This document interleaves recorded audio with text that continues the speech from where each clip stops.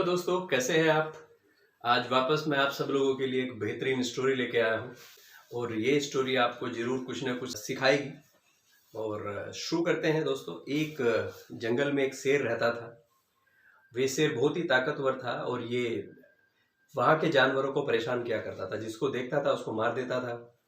सारे ही जानवर इससे बहुत ज़्यादा परेशान थे। एक दिन जानवरों ने एक मीटिंग बुलाई और उस मीटिंग में डिस्कस किया कुछ, और अगले दिन ये सब लोग राजा से मिलने गए। वहाँ पे लोमड़ी ने राजा को बोला कि राजा साहब, आप शिकार करने के लिए परेशान होने की जरूरत नहीं है आपको। हम सब आपके लिए रोज कोई ना कोई किसी न किसी को भेज दिया करेंगे और आपको बार बार जाने की जरूरत नहीं पड़ेगी।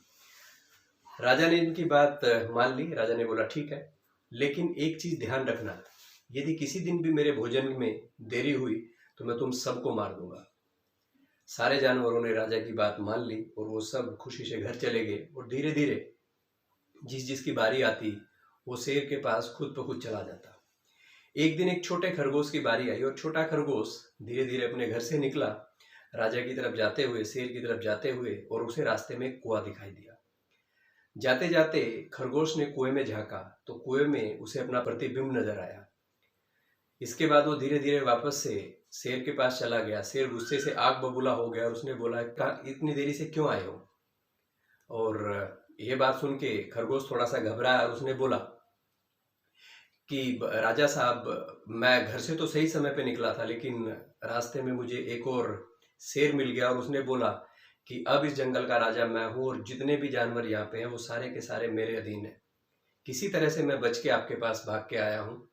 ये बात सुन के राजा को बड़ा गुस्सा आया और राजा ने बोला, चलो मुझे लेके चलो, कहाँ पे है वो। और खरगोश धीरे धीरे शेर के सामने चलता गया और उसी कुएं के पास पहुंच गया और इधर उधर देखने लगा।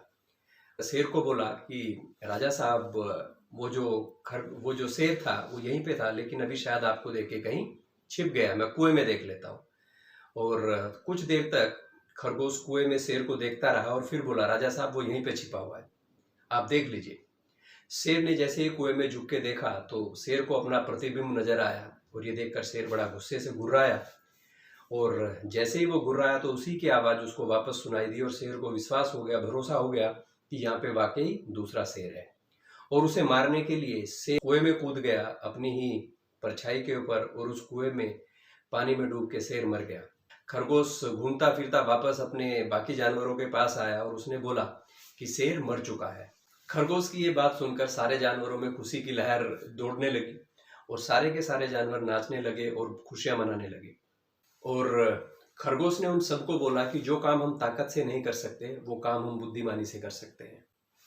सो दोस्तों, इस कहानी से हमें ये शिक्षा मिलती है कि परिस्थितियां कैसी भी हो, किसी भी तरह की कोई परिस्थितियां हो, यदि हम उस परिस्थिति में घबरा के पीछे नहीं हटते और उसका सामना करते हैं तो कोई ना कोई युक्ति जरूर मिल जाती है। जैसे यहाँ खरगोश ने समस्या का समाधान निकाला, वैसे ही हमारी जिंदगी में भी किसी तरह की भी कोई समस्या हो, यदि हम शांत मन से उसको सोचे और अपनी बुद्धिमानी दिखाएं तो जरूर उस समस्या का निवारण किया जा सकता है।